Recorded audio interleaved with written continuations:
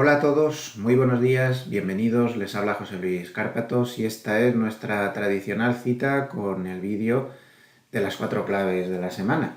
Empezamos a grabar hoy sábado 6 de agosto a las 9 en punto de la mañana. Con estos calores, ¿verdad? Qué horror. A ver si pasan pronto, porque yo ya se lo digo siempre, llevo muy mal esto del calor, pero que muy mal. Prefiero el frío mil veces.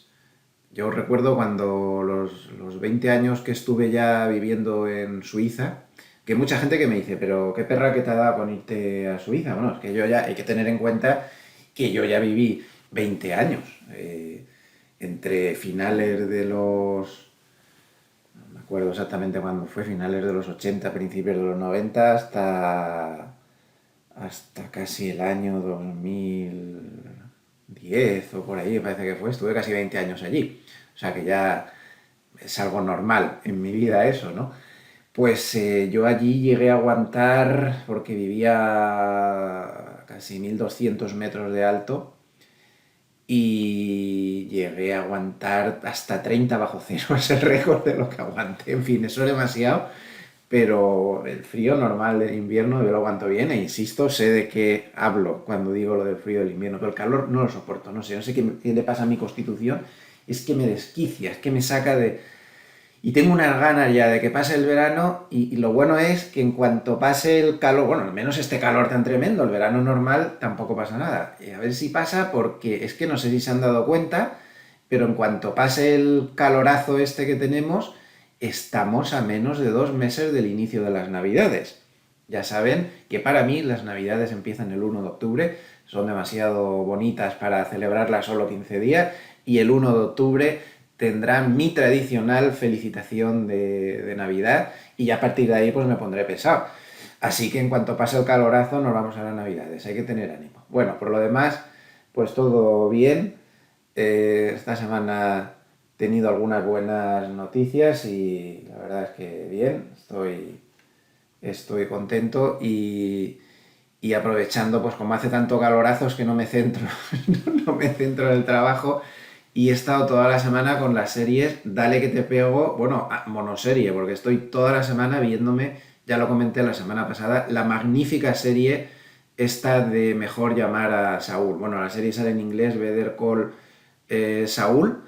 Eh, Buenísima, de verdad, ¿eh? Voy ya por la temporada 4, son 6 y merece la pena, ¿eh? Además es la serie ideal para el verano, ahora que casi no hay nuevas series de nada, para estar viendo una buena serie, son casi 60 capítulos y no cansa, ¿eh? Al revés, engancha, estoy súper enganchado, estoy absolutamente enganchado a la serie.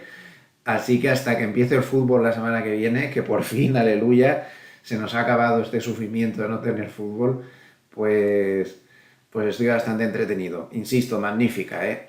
Lleva 30 nominaciones a los Emmys y no me extraña, además ha ganado muchos premios, porque la serie está muy bien hecha. Luego, en algún momento he pasado a ver alguna otra serie. Por ejemplo, intenté empezar a ver una que estrenaron en Antena 3 por variar un poco, ¿no? Porque ya, porque, jolín, digo, estoy obsesionado con el Saúl este. Intenté empezar a ver una de Antena 3 que se llama Mallorca Files o algo así. Bueno, a menudo, madre mía, o sea, yo no sé si me ha perjudicado el estar viendo una buena serie como es esta de Saúl y luego ver esta rollo mal hecha, un bodrio, no la recomiendo, ¿eh? No se molesten, pues si se la están grabando, un rollo auténtico. La serie parece que lo único bueno que tiene es que tiene unas postales preciosas, ¿no? De la muy bonita isla de Mallorca, que es una preciosidad, y eso sí, tiene unos paisajes muy bonitos, pero lo que es la serie, la trama, mala, los actores flojos, el guión flojo, se parece, no me gustó nada en absoluto, así que no la recomiendo. Sigo entonces con Saúl clarísimamente y me dejo de rollos. Bueno, pues un poquito de propaganda antes de empezar, como siempre. Les recuerdo que en Serenity Markets, que bueno, ahora ya saben que está integrado en zonavalue.com, Serenity Markets se ha puesto un Telegram para que puedan recibir en su móvil las noticias más importantes. Y tienen dos posibilidades. El Telegram, bueno, cuando pinchan aquí, le sale dos posibilidades. El darse de alta en todo el contenido o el darse de alta solo en destacados y al segundo. Es decir, vamos, en resumen, recibir solo las noticias más importantes o recibir todas las noticias. Así que igual les doy alguna buena noticia al respecto de todo esto pronto. Ya veremos. En breve, continuará. Entonces, también comentarles, como siempre, como todas las semanas, que están a su disposición las dos SICAPs que asesora un servidor, más el resto del equipo. Yo creo que hemos hecho un muy buen equipo, tanto conservadora como más agresiva. La conservadora este mes de julio pues ha ganado alrededor de 0,20 y tantos, y la agresiva pues ha tenido un muy buen mes. No sé si ha ganado, no me acuerdo ahora, el 2,6 o una cosa así, y la agresiva se ha ido este año al 7,15% o así. Bueno, esperemos que dure la buena racha, porque los mercados no están precisamente fáciles. Hay que ser humildes y ahora te va de cara, luego no tanto, pero bueno, de momento estamos ahí luchando, están a su disposición. Y también recordar que en la casa también podemos llegar a acuerdos para llevarles sus vehículos, sus carteras. Ya saben que tenemos el listón un poco alto porque somos pequeños y no tenemos capacidad para estar llevando muchísimas carteras, y solo podemos llevar carteras más altas. Está a su disposición como siempre. Bueno, pues vamos a empezar.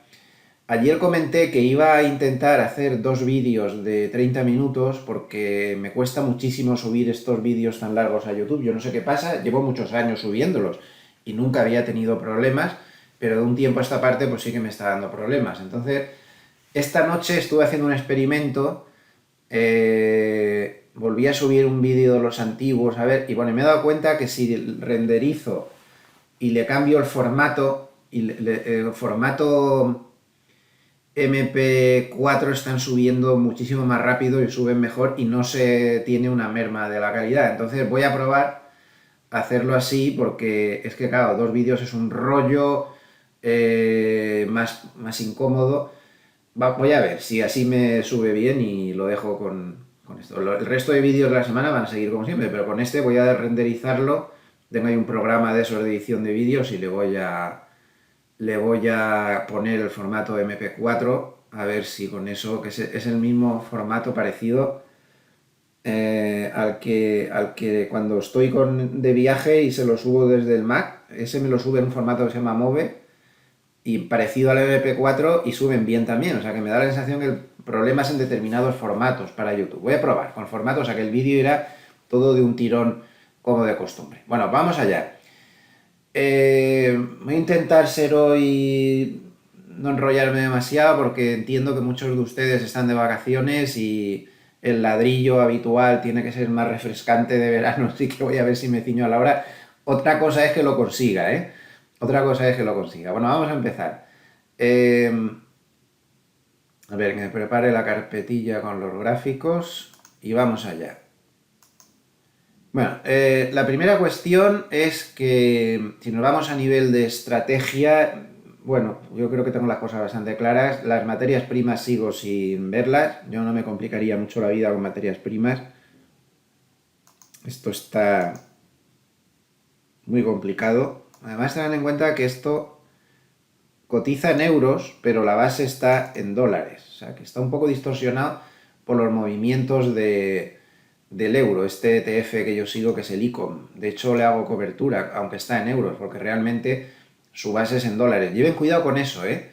Muy importante. Si ustedes son operadores a los que les gusta cubrir el riesgo de divisa, lleven cuidado, porque algunos ETFs cotizan aparentemente en euros, pero no es así. O sea, sí es verdad que cotizan en euros, pero no está cubierta la divisa, con lo cual lo único que hacen es aplicarle el cambio del día y ya está, y ponerlo en euros. ¿Qué quiere decir eso?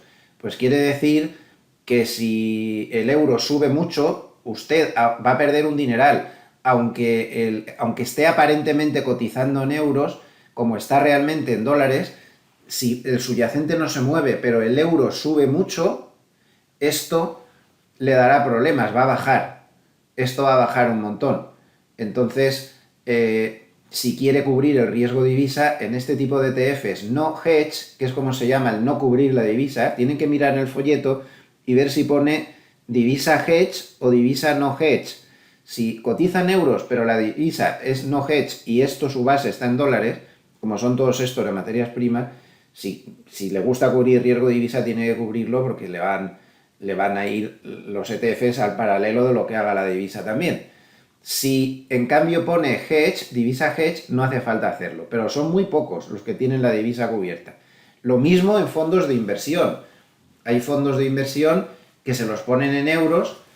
Esto ya es más difícil, la mayoría, en fondos, cuando te ponen euros suelen hacer ese hedge, suelen cubrir la divisa, pero hay fondos que aparentemente te cotizan en euros y están su base son los dólares, entonces eso va dando tumbos según la divisa, pero en fondos no es tan frecuente. Pero en ETFs es lo más habitual, es al revés. Lo normal es que, aunque estén cotizando en euros, no estén cubriendo la divisa. Por ejemplo, esta cesta no cubre. Bueno, como vemos, el gráfico a mí no me termina de convencer. Yo estaría quieto con las materias primas, es un momento de incertidumbre. Personalmente, tenemos solo... No tenemos nada. Sí, materias primas nosotros tenemos una posición muy, muy, muy pequeña en la conservadora, tan pequeña que es el 1 y pico por ciento, nada más, no tenemos más. La agresiva no tenemos nada, materias primas ahora mismo no. En oro tampoco lo veo nada claro. De hecho, la conservadora, ya que estamos, no tengo nada y ni en la agresiva sí que tenemos, pero posiciones muy moderadas. En oro y plata, pero posiciones muy moderadas. El oro, no sé yo, no lo veo tampoco claro, no sé yo. Está desde luego muy abajo, como tener potencial tiene, pero primero tendría técnicamente que mostrar la patita que de verdad va en serio, cosa que no ha hecho en mucho tiempo, porque hay que tener en cuenta que el factor que más le está ponderando al oro ahora mismo es la fortaleza del dólar, y con todo lo que ha pasado esta semana y que ahora analizaremos, pues el dólar más bien tira para arriba otra vez que para abajo. Miren el euro ayer, el palo que se llevó, o la libra, menos 0,92, el euro menos 0,72, así que no está el horno para bollos. Cuanto a los bonos, sigue dando la sensación de que parece interesante seguir haciendo cartera de bonos cada vez que dé un tirón hacia arriba la rentabilidad del bono americano a 10 años. Todo esto no son recomendaciones ni asesoramiento, quede muy claro, son mis opiniones y mi estrategia. Es ilegal asesorar o hacer recomendaciones a personas que no sean tus clientes, y siempre que tengas la debida licencia. La licencia la tengo, pero ustedes no son mis clientes, son solamente amables escuchantes, así que son solo mis opiniones personales. Yo la idea que sigo llevando es que en movimientos de los bonos por encima del 3,5 hasta el 4 como mucho, no ha llegado nunca al 4, pero por si acaso llegara, en torno del 3,5 para arriba sigue siendo una buena oportunidad de comprar renta fija con vistas al medio largo plazo. Se pueden comprar bonos del tesoro, también se pueden comprar bonos aislados con cupones de compañías de primer orden, con cupones del 3,5.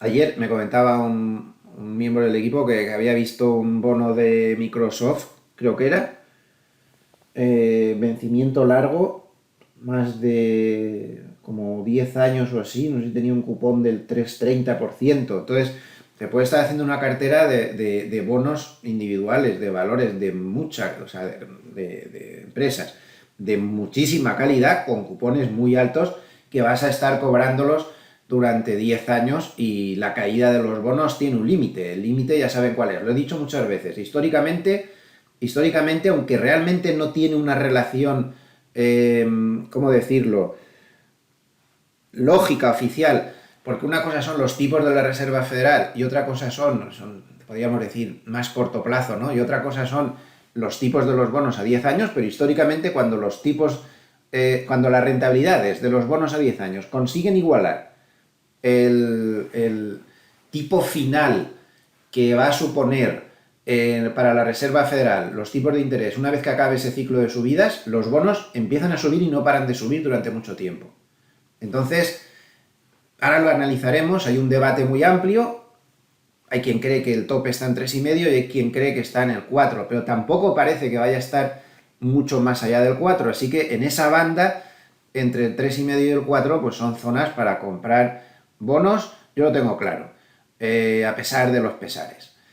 Y en bolsa, pues mi estrategia general ahora mismo es tenemos posiciones moderadas, aprovechando el rebote y esto, en la conservadora mucho menos, pero da un poco de miedo ya a partir de si esto llega a 4.200, 4.300, ya que estamos, pues hacemos el análisis técnico del SP500. El problema es que no consigue alejarse de la media de 100 de momento. Si se mete por debajo, posiblemente correría riesgo el rebote de haber llegado hasta aquí, pero podría perfectamente escapar y llegar a la media de 200, perfectísimamente. Entonces ya a partir de la media de 200 esto da un poco de respeto. Entonces posiblemente mi estrategia sería tender a la cobertura, toma beneficios, algo de esto por aquí, a esperar a ver. Si rompe la media de 200 pues te puedes subir al carro, pero no sé, de momento parece demasiado. Además ahí se está formando otra directriz bajista. Además, si hacemos Fibonacci de todo el tramo de caída anterior, pues vemos que no muy lejos de esa zona pasa el importantísimo retroceso del 61,8. Ahora de momento va a tener otro nivel de resistencia muy importante en los 4.200. El 4.200 es un nivel técnico, no solo las cosas que les voy a decir ahora, fíjense que es un nivel técnico, el 4.200 se paró aquí en mayo, se paró aquí en enero, fue el punto de apoyo también en octubre del 2021, es un nivel importante, aquí lo ven, y más atrás, y más atrás.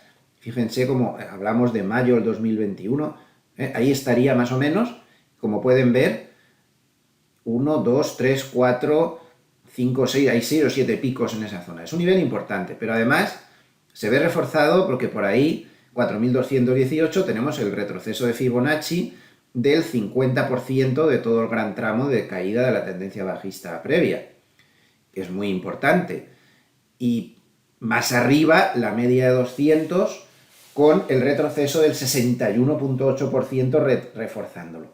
Mucha resistencia parece esa para todo lo que lleva subido el mercado y no parece eso muy fácil. Mi estrategia está en llevar cuidado ya por toda esta zona y evidentemente si se produjera alguna caída más profunda, ya se fuera otra vez a esta zona, recargar compras con vistas al largo plazo.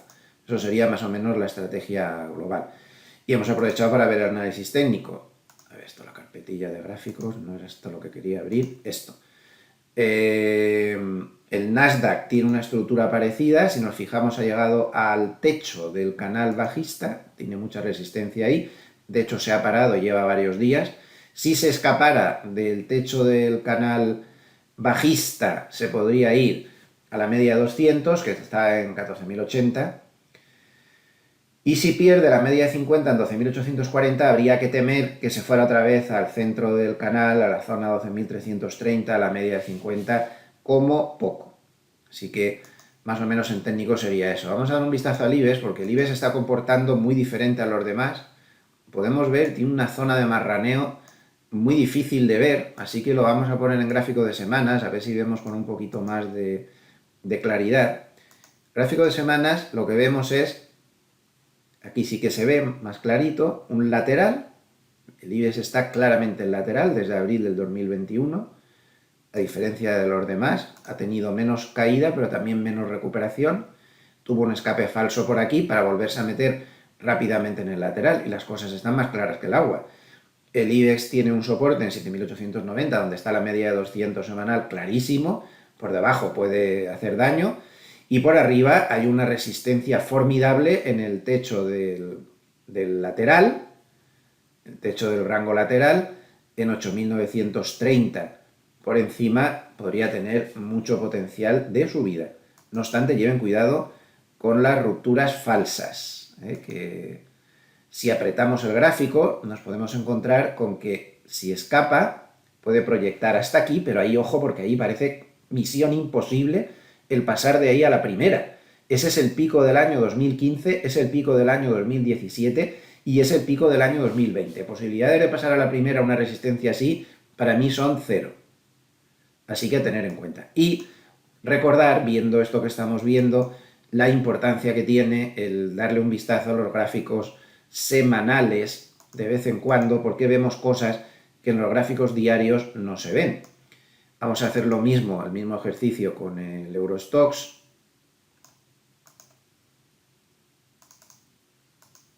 Y miren qué clarito se ve también, como el Eurostoxx también está en un lateral, aunque de menos tiempo que el IBEX, desde febrero. Se apoya muy bien en la media de 200 en semanal, ahí tienen el soporte mayor y tiene muchísimos problemas a la altura de la media de 50 en semanal en los 3.890. Ese es el rango lateral y francamente mientras no rompa hacia arriba o hacia abajo, pues resulta bastante difícil, ¿no?, el ver hacia dónde va. Si le echamos los retrocesos de Fibonacci, de todo el tramo de caída, que esto siempre es importante también, pues tenemos que pues va mejor que, bueno, por el estilo del SP500, está acercándose, prácticamente ya ha tocado el retroceso del 50%, sí, va un poquito mejor, ahí estaría, y el del 61,8% lo tendríamos aquí en los 3.900 aproximadamente. Primera clave de la semana, yo diría que han sido los resultados empresariales. Esa ha sido una clave positiva durante toda la semana que ha favorecido a las bolsas, tanto las bolsas norteamericanas como a Wall Street. JP Morgan ayer hacía un balance bastante completo de cómo había ido la temporada de resultados y decía que había sido ya con el 80% de compañías publicadas en Estados Unidos y el 70% de compañías publicadas en Europa. Y la campaña de resultados había sido muy buena, porque en Estados Unidos se esperaba un 5% antes del inicio de la campaña de subida de los crecimientos medios del SP500 y nos estábamos encontrando con una subida promedio del 10%, el doble. Es mucha subida de beneficios, así que la campaña ha sido muy positiva para las cotizaciones y ha sido un apoyo fundamental a ese tramo de subida, además de los cierres de cortos y todas estas cosas. En Europa, bueno, también ha sido una buena campaña, no tan brillante, pero en Europa se esperaba un crecimiento mayor. En Europa se esperaba un 14 y al final ha subido un 18. Son 4 puntos más, pero en proporción no es tan mejor de lo esperado como en Estados Unidos, pero también ha sido una temporada de resultados buena. Así que ahí tenemos un factor fundamental que ha apoyado pues este último tramo de subida. También no olviden que en este momento el blackout de recompras está totalmente desactivado y las recompras se están produciendo ya al nivel habitual dentro de que estamos en agosto y tiende a haber menos recompras por las vacaciones de muchos directivos y demás, ¿no? Pero de momento estamos con ese factor activado que siempre es muy importante. De hecho, en los últimos años es el factor más importante. Hablamos mucho de los particulares y el gran peso que tienen ahora en el mercado, pero este factor ha sido siempre mucho más importante. Bien, así que esta clave de la semana vista. También otra clave muy importante para la semana que viene, tomen nota, que no se nos olviden, porque va a traer mucho movimiento. La semana que viene se publica el dato de inflación. Ya vieron ayer la que se lió con el dato de empleo, que provocó, por ejemplo, un terremoto en los bonos, que provocó un fortísimo movimiento en las divisas y en las bolsas también las movió mucho. Ya saben que el dato de empleo salió mucho mejor de lo esperado. Bueno, pues si ya se movió todo eso en el mercado con el dato de empleo, que ahora le damos un vistazo, imaginen con el dato de IPC de la semana que viene, la cita clave de la semana. Eso es fundamental. Como el IPC salga torcido, nos vamos a dar la vuelta. Como el IPC salga mejor de lo esperado y se confirmen esas expectativas del mercado de que la inflación se está controlando, podríamos tener una alegría, tanto en bolsa como en bonos. Muy importante ese dato. De momento, ¿cómo están las cosas? Pues las cosas están que andaba todo muy tranquilo, todo muy tranquilo, con un mercado que descontaba al principio de la semana que la Reserva Federal iba a ser benigna y que se iba a quedar en un techo máximo de subida de tipos en el 3,5%, los demás bancos centrales pues más o menos por el estilo. El mercado además descontaba una inflación que va a ir en descenso. Claro, es que hay que ver el petróleo que está en 89, está muy por debajo de 100. En 89 ya la inflación no es lo mismo. De hecho, Morgan Stanley advertía ayer que con la fortísima bajada que llevan en la gasolina en Estados Unidos, en los últimos días el dato de IPC de julio podría verse bastante más bajo. La Reserva Federal de Cleveland hablaba de un 0,2% de subida nada más. El mes pasado había subido el 1,3%, nada menos. Entonces, bueno, hay muchas cosas a las que agarrarse para esperar que la inflación pudiera estar habiendo tocado techo.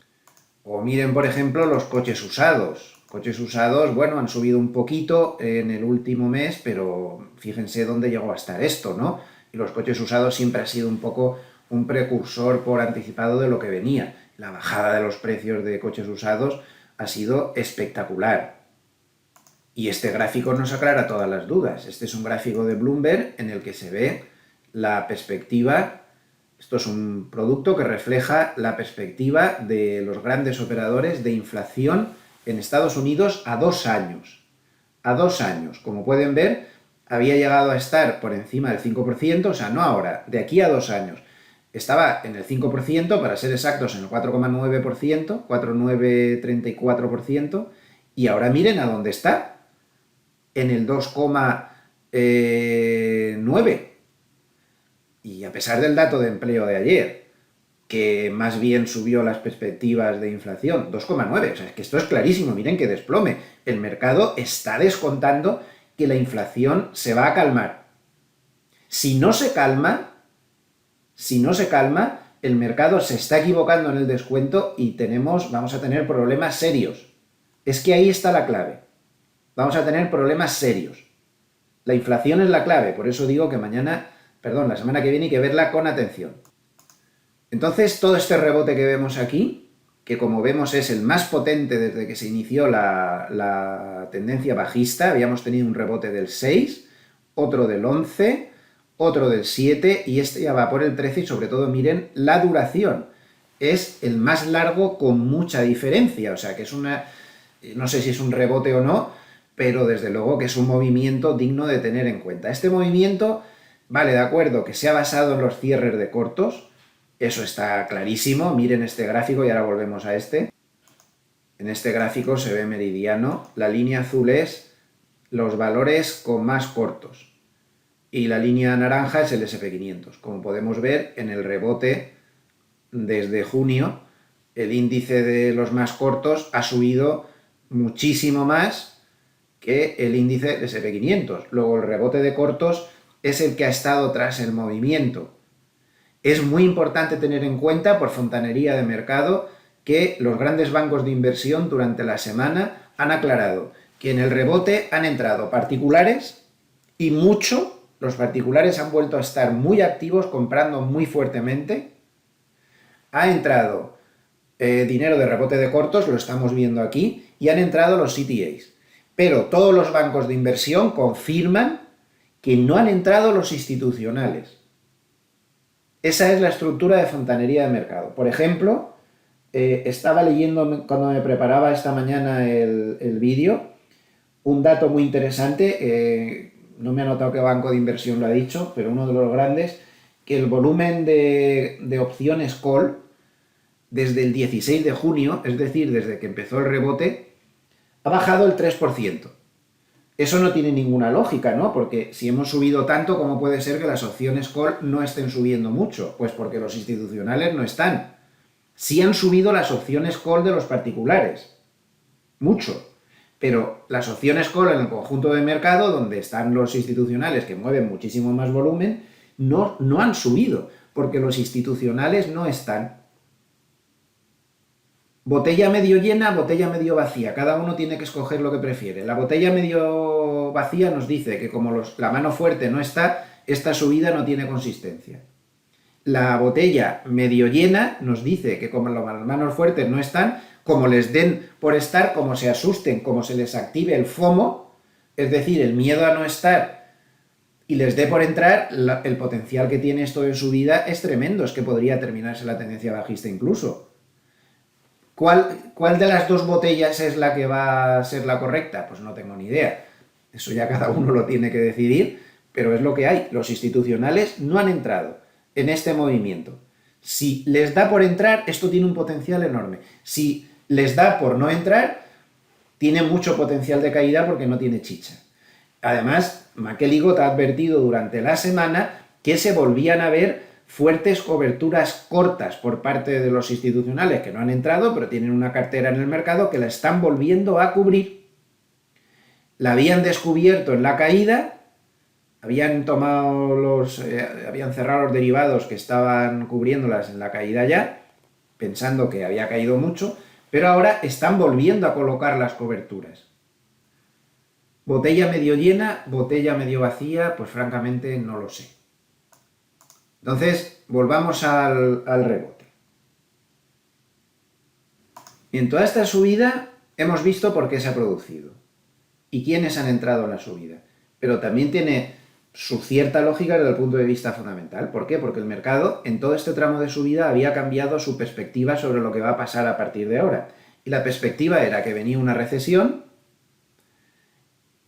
que esa recesión las bolsas descontaban que no iba a ser profunda, los bonos más que sí, pero sobre todo lo que se estaba descontando era que la Reserva Federal iba a ser menos dura de lo que se creía. Y sobre todo que la inflación, como acabamos de ver, que la inflación se va a controlar.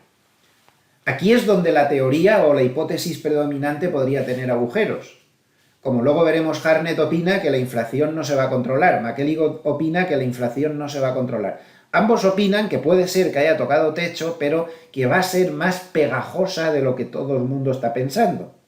Y que los problemas van a venir por ahí. Por una inflación que se va a resistir mucho a caer. Pero de momento la teoría predominante ha sido esa y ha mantenido el rebote. Lo que pasa es que ayer esta teoría predominante, con el dato de empleo, se ha modificado. El empleo no agrícola creció muchísimo más de lo esperado, más de 500.000, cuando solo se esperaba 200 y pico mil, y además, por eso los bonos los mató, por eso los bonos tuvieron la caída tan dura que han tenido. Fíjense, ayer cayó el bono americano a 10 años el 1,13 y el bono americano a 30 el 1,72. Los bonos se mueven mucho menos que la bolsa y eso es como si la bolsa se hubiera caído un 3% en equivalencia. ¿Por qué? Porque para los bonos fueron dos bofetones en el mismo carrillo. Por un lado, los ingresos por hora de los trabajadores más altos de lo esperado, 0,5 frente a 0,3, eso es muy malo para la inflación. Y, por otro lado, un dato de empleo mucho más amplio de lo esperado, lo cual hace pensar que la Reserva Federal puede ser mucho más agresiva. Además, es sorprendente que las bolsas no hayan hecho caso, los bonos sí, pero ya durante toda la semana los bonos habían sufrido mucho al ver que prácticamente toda la Reserva Federal había salido de lleno a lanzar mensajes para que el mercado se diera cuenta de que estaba siendo demasiado eufórico. Entonces hemos tenido a Daly, hemos tenido a Mester, a Bullard, Cascari, yo que sé, casi todo el mundo ha lanzado el mismo mensaje, especialmente Mester, que con total claridad ha dicho que el techo de la subida de tipos podría estar incluso por encima del 4%.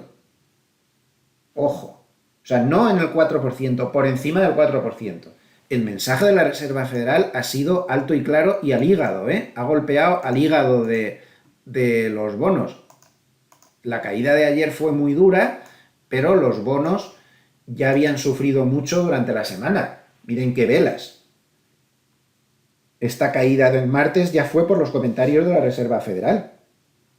Han sido caídas muy fuertes porque la Reserva Federal está haciendo pensar al mercado que había tenido una interpretación demasiado benigna de la última rueda de prensa de Powell, que es el que dijo que esto se iba a moderar, pero Powell es que entre sus virtudes no está la virtud de la comunicación, no le sale, por mucho que se esfuerza, cada uno tiene sus virtudes, pero no es la suya la de la comunicación y ha montado un lío a todo el mundo, porque ahora la Reserva Federal intenta dejar claro que eso no es lo que va a pasar. Claro, el dato de empleo ha reforzado esos comentarios, pero lo sorprendente, un poco entre comillas, es que los bonos hayan reaccionado tan mal y a las bolsas les haya afectado poco. ¿Por qué? Pues por dos motivos. Primero, porque en las bolsas hay un 40% de particulares que no son tan analistas de lo que pasa. En los bonos el 100% o el 99% son profesionales, son manos fuertes y ahí sí que los datos macros se descuentan de manera muy rigurosa. En la bolsa hay más factor emocional porque hay muchos particulares pequeñitos, con cuentas muy pequeñas que entran un poco, pues ya saben, al tuntún y todo esto. Hay otros particulares que entran muy seriamente, pero me refiero que hay también muchos que no. Y no estoy despreciando a los particulares, yo también lo soy a nivel personal, también soy un particular, aunque también tenga una faceta institucional, ¿no? Al contrario, lo que quiero decir es que hay mucha gente que pues no analiza tanto. Y en segundo lugar, porque las bolsas sí que tienen una parte de toda esta historia a favor. Los bonos la tienen toda en contra, pero las bolsas tienen una parte de la historia a favor. Tienen en contra lo de los tipos de interés, pero tienen a favor que con ese dato de empleo y otro dato que salió durante la semana que fue muy importante, el de ISM de servicios, que quedó por sorpresa mejor de lo esperado, cuando todo el mundo se estaba enfriando por todos los sitios, pues entonces las bolsas se benefician de que se descuenta menos recesión de la que se descontaba hasta ahora. Y eso compensa un poco lo de los tipos de interés. Parece que los tiros pueden ir por ahí. De hecho, JP Morgan contaba ayer que en este momento, a cierre de ayer, la bolsa descontaba una posibilidad de recesión al 50%. A ver, en recesión técnica ya estamos, pero se refiere a una recesión más profunda, por llamarlo de alguna manera, al 50%. Cuando el 16 de junio, cuando empezó el rebote, se descontaba al 90% esa recesión profunda. Claro, con un dato de empleo en 500.000, no parece que una recesión muy profunda se pueda producir con un dato de empleo de 500.000. Otra cosa sería el ver si ese dato de empleo de 500.000 está bien o no, porque yo tengo mis dudas. A ver si los ajustes estacionales nos han hecho bien, que ha pasado muchas veces. El dato de empleo es muy polémico siempre con los ajustes estacionales. Los ajustes estacionales hay que hacerlos en todos los datos, pero los del empleo en particular tienen siempre mucha polémica porque el resto de datos de empleo no han salido tan buenos. Por ejemplo, en la subpartida de empleo del ISM de servicios ha sido 49, es decir, empleo en contracción. ¿Cómo puede ser eso? Si servicios es el 80% de la economía y está dando contracción, ¿cómo puede ser que se hayan creado 500.000 empleos no agrícolas? Muchos analistas ayer serios lo hacían ver, que esto no cuadra. El paro semanal tampoco cuadra con el dato que se acaba de dar de empleo general. Vamos a ver. Vamos a esperar a ver el dato del mes que viene, a ver si esto ha sido algún tipo de distorsión estadística y el mes que viene las cosas no están tan eufóricas. Dejen esa ventana abierta, porque no termina de cuadrar el asunto.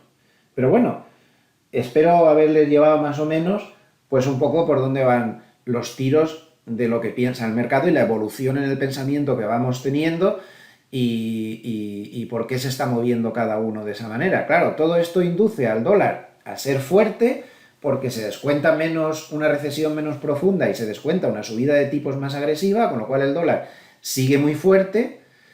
Y las materias primas pues están muy torcidas porque el tema del enfriamiento económico pues no les viene bien. Aunque se descuente menos enfriamiento económico, pues sigue estando ahí el enfriamiento económico. Por cierto, y hablando del euro, yo sigo pensando, y no es una recomendación, recuerden, no se puede dar, eso es ilegal, pero es mi opinión personal, que un euro a 0,97, de momento ha rebotado en la paridad, como era de esperar, número súper redondo, pues ya está.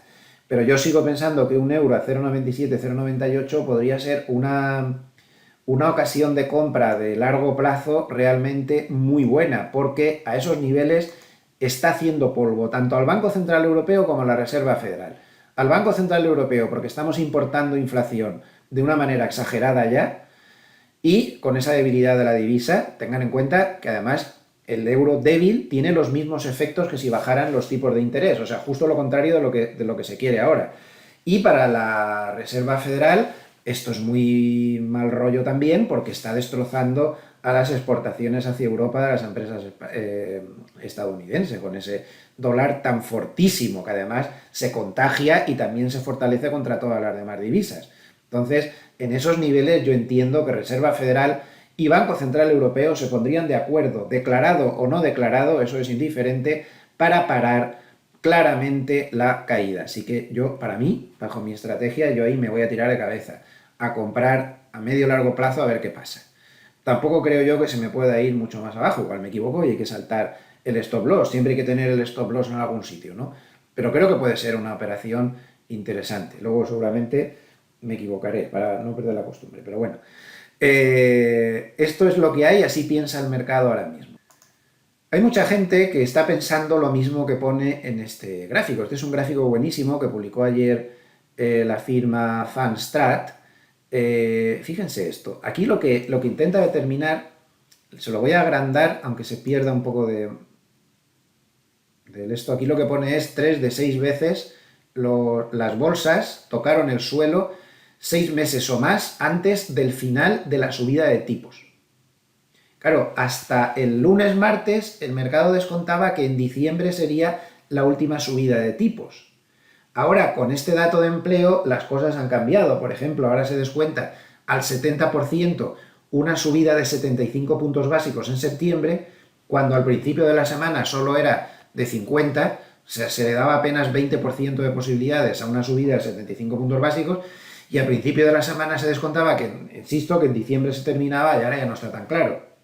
Pero bueno, supongamos que se puede terminar la subida en diciembre porque se vea que la inflación se va controlando y que la recesión al final sí que es más fuerte de lo que se pensaba, pues hay gente que dice, bueno, pues estaríamos ya tocando suelo.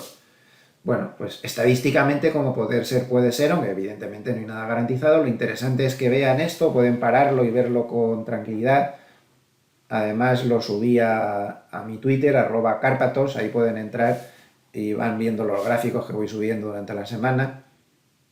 Pues como pueden ver, aquí tienen la fecha en donde toca el SP500 el mínimo en cada ciclo de subida de tipos y cuánto subió si contamos desde 6 meses, de 12 meses. Bueno, ahí tienen un montón de columnas donde se explica todo esto bien. Pero como ven, no es inhabitual, en 3 de las 6 ocasiones anteriores, la bolsa tocó suelo más de 6 meses antes. En suma, lo que este gráfico, con la copla que nos tenemos que quedar con este gráfico es que aunque estemos empezando ya la recesión, las bolsas descuentan con mucha anticipación la salida de la recesión. En suma, que ante caídas, si hubiera una reanudación de las caídas fuertes, puede ser una ocasión de compra muy importante porque el mercado va a descontar con bastante tiempo la salida de este ciclo. Ojo con esto, esto es lo que quiere decir este gráfico. Hay que tener anticipación, no esperemos a que los datos macros empiecen a confirmar porque ahí puede ser tarde, puede llevar el mercado ya 3 meses o 4 subiendo con mucha violencia y estar llegando tarde. Todo esto hay que incorporarlo al análisis, clarísimamente. Los hedge funds, que son una parte de las manos fuertes, pero solo una parte, son los fondos de cobertura, los fondos más especulativos, ¿no? Pues no lo tienen nada claro, como podemos ver, y han ampliado sus cortos al nivel más alto de cortos en los hedge funds sobre el SP500 desde junio del 2020. Esto no es nada anticipatorio, ya ven que también estaba en el máximo nivel de cortos precisamente en junio del 2020 y a partir de ahí el mercado lo que hizo fue subir bestialmente, hubo una bajadita, pero luego siguió subiendo. Esto no quiere decir nada, no es anticipatorio, simplemente es que hay en los fondos de cobertura hay mucha gente que piensa que el rebote está a punto de terminar. Nada más que eso. seguramente se moverían muy rápido, ¿eh? No están buscando movimientos muy amplios. Les bastaría, me imagino, una caída a 3.800 o por ahí a 3.900 y se volverían a cerrar. Estos se mueven rápido, eso sí que lo tienen. Miren aquí, como aquí está el punto máximo de cortos, el mercado tiene una bajada más y ya prácticamente cuando se da la vuelta ya casi no hay cortos. Se mueven muy rápido. Ahora mismo el nivel de cortos es máximo, está clarísimo que los hedge funds creen que el rebote está cerca de finalizar, con razón o sin ella. Otro factor muy interesante que se ha publicado esta semana, se publicó el martes, y ya lo puse en un vídeo diario, pero quería volver a repetirlo porque me parece un indicador muy bueno. Bank of America tiene un indicador que se llama el Sell Side Indicator, que lo siguen muchísimo las manos fuertes. El indicador es este. Es un indicador, voy a agrandar, es un indicador que cuando llega a la línea roja nos indica señal de venta, por sentimiento contrario, por exceso de optimismo. El indicador es un indicador de largo plazo, por ejemplo, como ven aquí en el 2000, estuvo marcando señal de venta máxima y luego pasó lo que pasó. Como ven aquí en el 2008, dio señal de venta y luego pasó lo que pasó. Y al revés, también puede dar señales de compra muy potentes, como por ejemplo la que dio en el 2012. Ya saben que a partir de ahí pues el mercado subió muchísimo. Bueno, pues ahora no está dando señal de compra, pero este indicador, que es un indicador muy complejo, muy interesante, está en un nivel, lo ven aquí que lo explica Bank of America, está en un nivel que históricamente, o sea, aunque aún no esté dando señal de compra oficial, pero está en un nivel que históricamente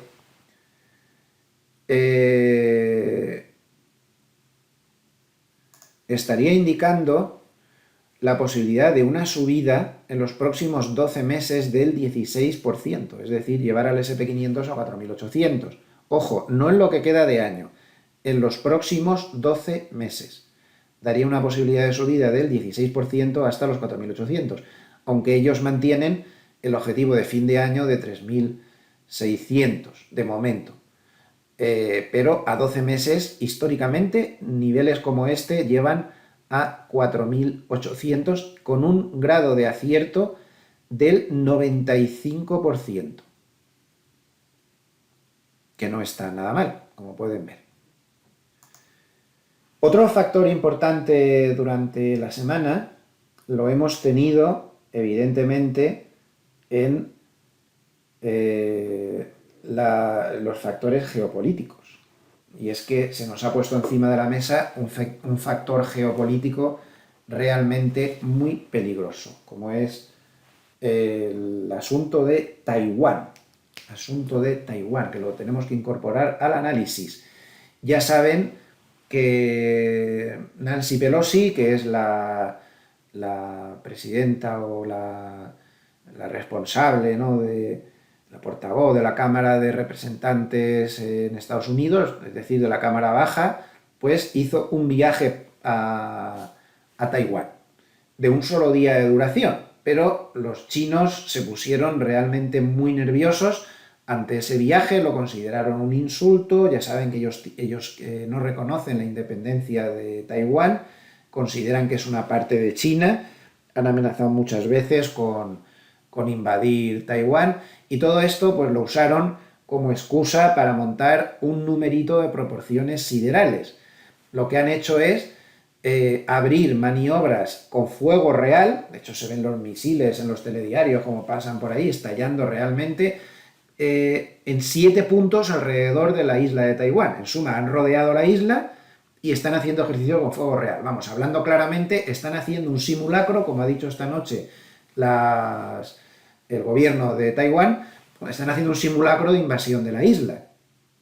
De momento, el mercado tuvo bastantes nervios a lo largo de la semana, hubo bandazos diversos en función de cómo evolucionaba el asunto, y cuando Nancy Pelosi abandonó la isla, se calmaron las cosas.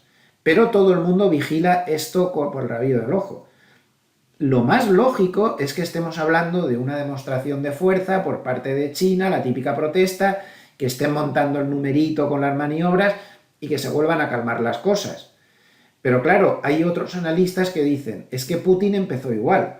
Cuando Putin empezó a acumular tropas, si recuerdan, en la frontera con Ucrania, el tipo, sin ningún problema, nos mentía a todos cada día diciéndonos que él no iba a invadir Ucrania, ¿se acuerdan? Lo decía cada día, más con sorna, ya están los catastrofistas occidentales, no sé qué, ¿no? Y siempre estaba igual, como burlándose, ¿no? Y claro que pensaba invadir Ucrania, era todo mentira, y al final sí que le invadió. Claro, hay algunos analistas que temen que tanto simulacro de invasión de la isla, pues que a ver si en una de estas van a invadir la isla, lo cual generaría un conflicto muy grave también, teniendo en cuenta que Estados Unidos se va a poner de parte de Taiwán y posiblemente otros países también, y sobre todo, aparte del drama que siempre son las guerras, basta ver las barbaridades y los horrores que se están viendo en Ucrania, pues hay que tener en cuenta que Taiwán es el mayor productor de chips, de microprocesadores, semiconductores, como lo queramos llamar, del mundo. Pero además con muchísima diferencia. Tengan ustedes en cuenta que solo la empresa más grande de fabricación de semiconductores en Taiwán, ella sola ya suministra el 50% de todos los semiconductores del mundo. O sea, con eso creo que se harán una idea de lo que podría pasar si por la guerra, por una posible guerra, no hay de momento ninguna, si por una posible guerra se cortara el suministro de semiconductores desde Taiwán. Sería catastrófico. Los cuellos de botella se amplificarían a lo bestia y la inflación sufriría. Tengan en cuenta que hoy por hoy estos productos los necesitan los móviles, los necesitan los ordenadores, los necesitan los coches, los necesitan todo tipo de aparatos que usamos, y anda que no usamos aparatos. Todo necesita esos productos. Entonces sería como muy grave. Y no esperen que, bueno, no pasa nada, ¿no? Se montarán otras fábricas para suplir. Eso no es tan fácil. El montaje de una fábrica para procesar estos productos es carísimo, carísimo.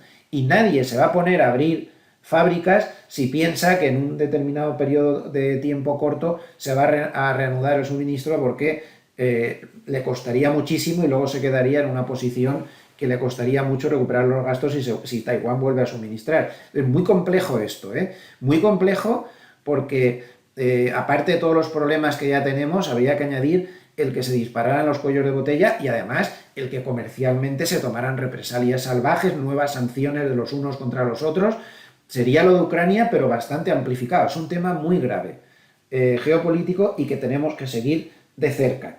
Esperemos que todo quede en simulacros y que se dejen los chinos ya de películas y que esto vuelva a la normalidad la semana que viene. Pero desde luego es un tema a vigilar, es un cisne negro. Igual que un cisne blanco podría ser que una mañana nos levantemos y alguien ha dicho que ha firmado un acuerdo de paz en Ucrania. No parece muy posible a corto plazo, pero quién sabe. Eso sería un cisne blanco, eso podría animar mucho las bolsas. Pero ojo con este cisne negro de Taiwán, por si las moscas. Hay que vigilarlo de cerca. Bien, y como todos los sábados, vamos a dedicar ya los últimos minutos del análisis, pues para ver qué piensa Hartnett de la situación. Hay que recordar que Hartnett, de momento, y hasta que se demuestre lo contrario, lleva ya varios años que es el único analista de los famosos que ha acertado todo lo que ha pasado en el mercado, tanto a nivel macroeconómico como a nivel, digamos, técnico, ¿no? De dónde se compraba, dónde se subía. Hay que recordar que habló de que se iba a formar un rebote potente a corto plazo, es su última recomendación, y en ello sigue. Pero vamos a ver qué piensa en este momento, siempre muy importante. Bueno, pues aquí tienen el paper esta semana que se llama nivel 42, que yo me gustaría llamarlo mejor piso 42. Nivel 42, piso 42. Se refiere, creo, si no lo he entendido mal, al nivel 4200 del SP500. Llegamos al piso 42 en la subida.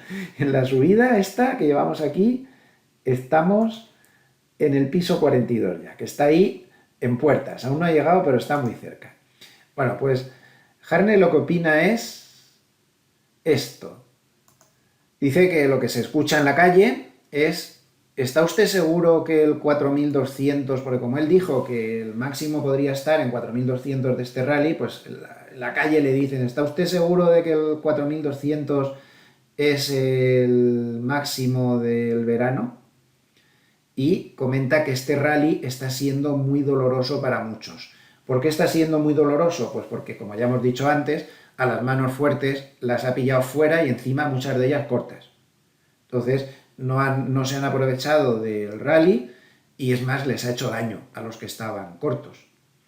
Seguimos leyendo lo que dice Harnett, como siempre verán que tiene mucha miga. Táctica. Ya lo dice desde el principio. ¿Cuál es su nueva táctica?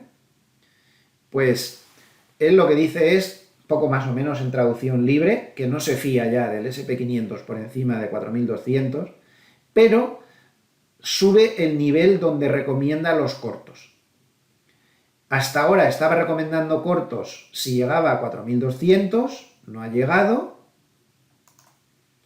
y antes de que llegue está cambiando. Y ahora recomienda los cortos claramente y abiertamente. No es nada frecuente que un analista de este nivel, es el jefe de estrategia de Bank of America, sea tan preciso, ¿no? Recomienda los cortos por aquí. Recomienda los cortos por aquí. Y miren lo que pone entre paréntesis. Media de 200 diaria.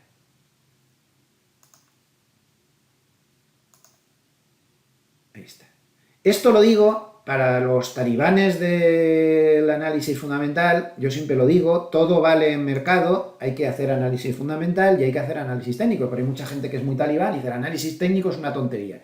Pues será una tontería, pero como estoy harto de decir, fíjense que las grandes manos fuertes, y más mano fuerte que Harnett yo no creo que haya, porque es el jefe de estrategia de uno de los bancos más grandes del mundo, sí está mirando los gráficos y sí sabe que está ahí la media 200. Entonces, Harnett, la táctica que da es, por encima de 4200 ya no se cree nada del rally, es decir, que aconsejaría tomar beneficios cortos directamente si el SP500 llega a la media de 200 o superior.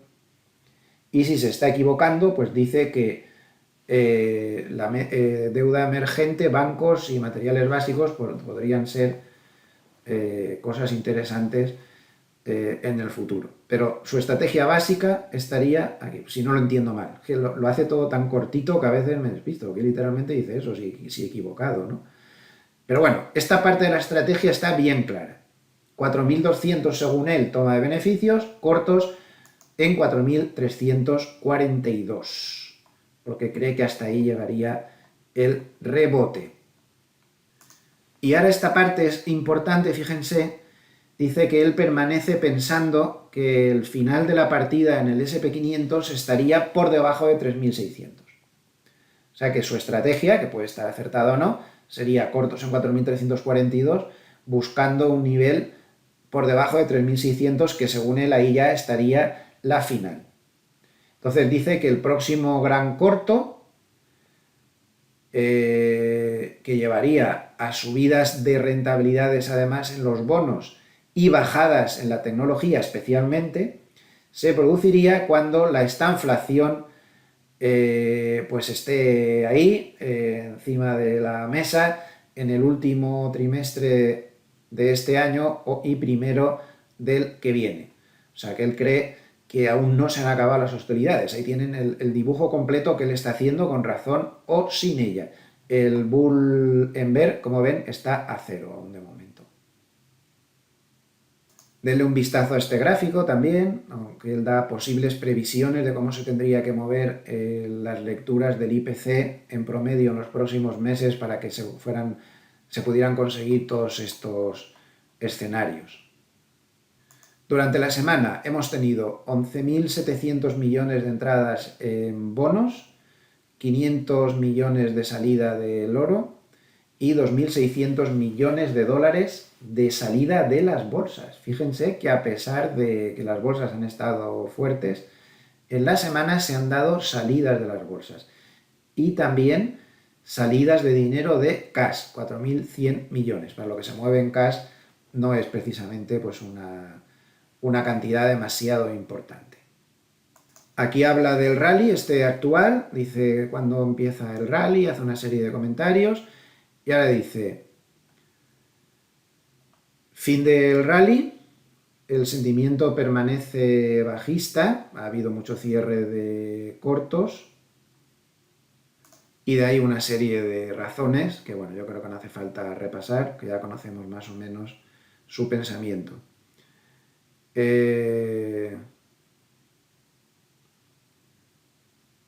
y sí que destacaría el final de este párrafo de aquí. Aquí habla de del gran dibujo del mercado, bueno, y repite las cosas que ya sabemos y que ha repetido muchas veces.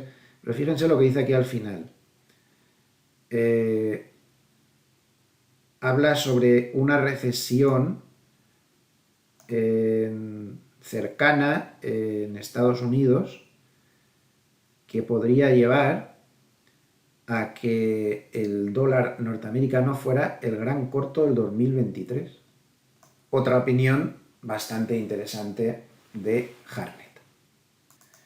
Y hasta aquí llegamos. Yo creo que hemos repasado todo, cómo están las cosas. Muy interesantes las opiniones de Hartnett, como siempre, que yo creo que hay que tenerlas en cuenta porque ha demostrado que intenta ver las cosas con objetividad sin dejarse llevar por el efecto manada, más bien al contrario, y que dice las cosas cuando él hay que ser alcista lo dice, cuando hay que ser bajista pues lo dice, lo tendremos en cuenta.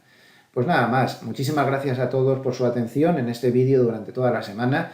Les deseo a todos los que estén en sus vacaciones que disfruten mucho, que aprovechen para estar con la familia, que es lo mejor que tenemos en el mundo, la familia y los buenos amigos, nada mejor que eso. Y para los que, como yo, pues no estén de vacaciones, pues que lo lleven con resignación, ¿no?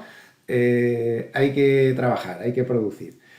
Pues les emplazo a nivel de vídeos el lunes a las 8:30, como siempre, para hablar de la apertura en Europa. Y no quisiera despedirme sin recordarles que deben tomar con mucha precaución todo lo que he dicho en este vídeo, porque no son solo más que mis opiniones personales. Yo me equivoco mucho, como todo el mundo.